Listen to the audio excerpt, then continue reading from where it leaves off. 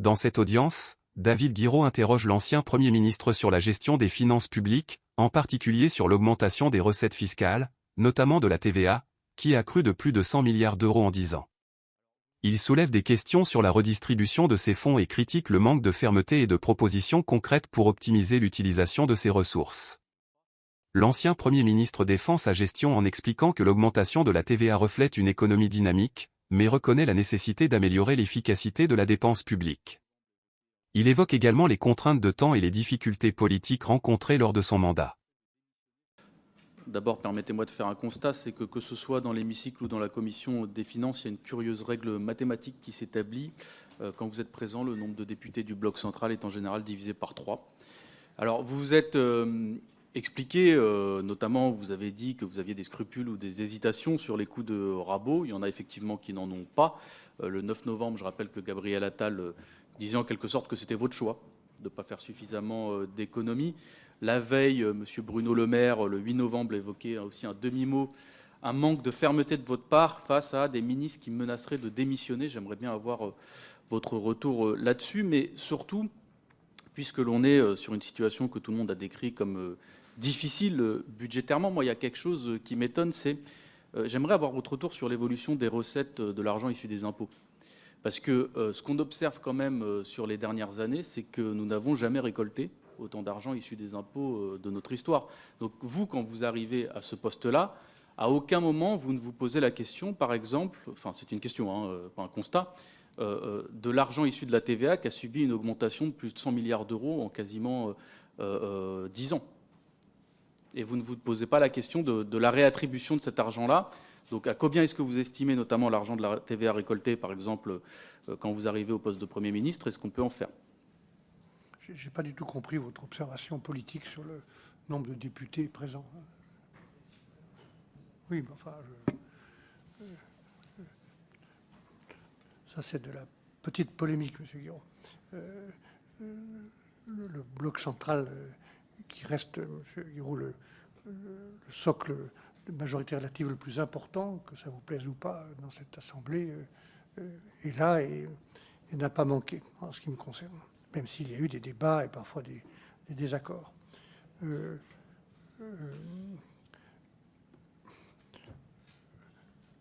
la TVA ait augmenté aussi fortement depuis 10 ans, est-ce que c'est un mauvais signal? Non, je ne crois pas. Elle traduit, enfin cet impôt-là en tout cas traduit un niveau de consommation et d'investissement qui est en réaugmentation. C'est plutôt le signal d'une meilleure santé ou d'une meilleure économie en général. Après, la question de la redistribution, ces impôts rentrent parfois dans le budget européen, parfois dans le budget national, et sont redistribués globalement à travers la mécanique budgétaire. Et dans un pays où l'impôt en général, prélèvement public reste le plus important, l'un des tout premiers dans toute l'Europe, et il est trop important, le prélèvement.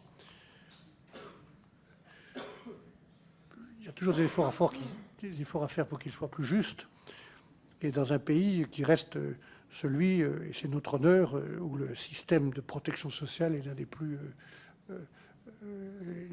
efficaces, je crois, et les plus importants par rapport à d'autres pays. Donc après, la question, M. Guiraud, c'est toujours une question qu'on doit se poser, quel que soit l'endroit où on siège dans cet hémicycle, c'est comment on peut améliorer l'efficacité de la dépense publique. Comment on peut améliorer l'efficacité publique avec les agents publics, avec les fonctionnaires. Moi, je suis un grand partisan des services publics, donc et je veux qu'on les respecte, comme je l'ai dit. Je pense qu'avec eux, parce qu'il y a des réserves formidables d'idées, si on veut bien associer les gens, les écouter, pour améliorer le fonctionnement de la puissance publique en direct, les gens des services de l'État ou des agences ou des services ou des opérateurs de l'État. Il y a un effort très important qui est d'intérêt national, qui devrait être d'intelligence nationale d'ailleurs, d'améliorer l'efficacité de la dépense publique avec les agents publics. Donc voilà, on reste un des pays où l'impôt existe, vous l'avez dit, où il rapporte selon les taxes ou les éléments de fiscalité plus ou moins d'argent, qui redistribuent beaucoup. Je pense que la question de l'efficacité des dépenses publiques est une question que, quels que soient les gouvernements dans les années qui viennent, nous devrons nous poser. Pardon, micro, monsieur. Bon, je passe sur ce que vous appelez des petites polémiques. Je veux bien passer là-dessus. Moi, je pense que 20 députés pour voter votre budget, si je crois que le bloc central vous a manqué. Mais sur la TVA, j'y reviens parce que vous évoquez quelque chose de plutôt vertueux. Vous dites, hein, si je ne trahis pas vos paroles, que ça traduit un niveau de consommation et d'investissement. À aucun moment, vous mettez cela sur la cause de l'inflation, c'est-à-dire de la hausse des prix, qui est payée par les Français. Je dis ça parce qu'à partir du moment où on fait un constat un peu plus négatif sur justement l'évolution de l'argent de la TVA, qui est due à la hausse des prix que les Français subissent durement, il faut quand même se demander où va cet argent. Vous parlez de redistribution. Moi, c'est ce sur quoi je vous interroge. C'est qu'à aucun moment, par exemple, vous ne vous êtes demandé avec vos services si les 60 milliards d'euros qui étaient transférés de la TVA depuis le budget de l'État vers celui de la sécurité sociale pour faire des compensations d'exonération sociale, pour compenser ces exonérations-là, à aucun moment, il y a quelques milliards au moins, je ne dis pas l'entièreté de la somme, on peut avoir nos désaccords politiques, qui auraient pu être rediscutés dans le budget. De la même manière qu'au niveau des 50 milliards d'euros d'argent de la TVA qui sont transférés du budget de l'État vers les collectivités pour compenser des suppressions d'impôts de production ou de taxes d'habitation, à aucun moment, vous ne vous demandez donc avec vos services si une partie de cet argent ne peut pas être utilisée pour redresser au moins les comptes publics.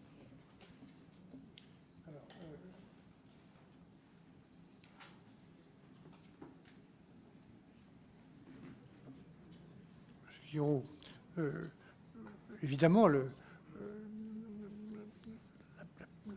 productivité ou la recette en matière de TVA est liée à l'inflation aussi. Hein. C'est évident. Je vous ai dit simplement que le volume des recettes de TVA, qui augmente, comme vous l'avez dit, très fortement depuis 10 ans, est aussi un indicateur d'une activité.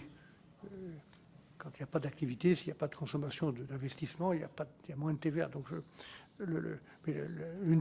un des éléments constitutifs des recettes de cette TVA est lié à l'inflation, comme vous l'avez dit. Après,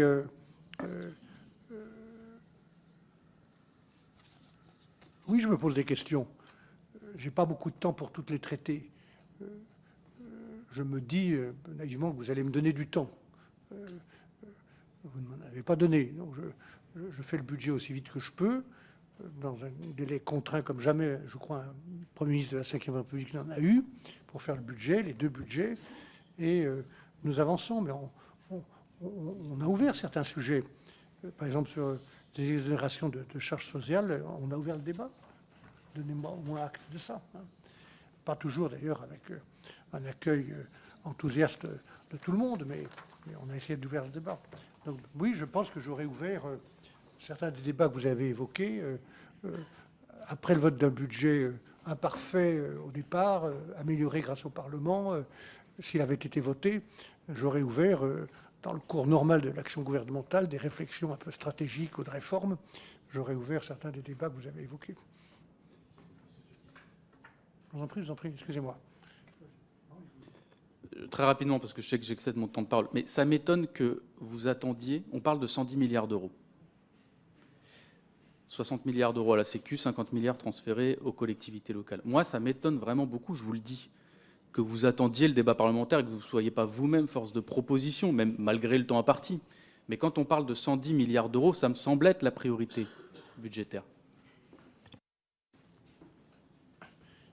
Alors, vous pouvez ignorer ou effacer cette contrainte-là, mais je trouve que vous la créez vous-même par l'attitude d'opposition délibérée que vous m'annoncez au lendemain même de ma nomination, alors que je n'ai pas ouvert la bouche, je n'ai pas formé le gouvernement, je n'ai pas encore présenté ma déclaration de politique générale. On me dit on va vous censurer. Bon, très bien. Ça veut dire qu'il y a une instabilité et une difficulté pour ouvrir de grands débats, M. Guiraud, parce que les sujets que vous évoquez, il s'agit de dizaines de milliards d'euros, de redistribution, tout ça exige un peu de stabilité et de temps. Voilà. Et parfois une majorité pour adopter des réformes.